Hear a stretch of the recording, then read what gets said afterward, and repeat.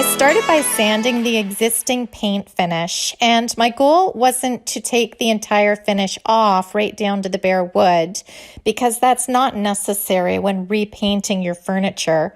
But I did use a medium sanding pad to scuff it up enough to create some tooth for the new paint to stick to. For the flat surface, for the top, I used my orbital sander with a 220 grit sandpaper. So you can do this by hand, or you can definitely use a palm sander or an orbital sander, whatever you feel most comfortable using. Here's what it looked like sanded down. And as you can see, it's not sanded right down to the bare wood. Most of the rustic red paint is still on it, but it's all scuffed up and all smoothed out, so it's ready for the new color to be adhered.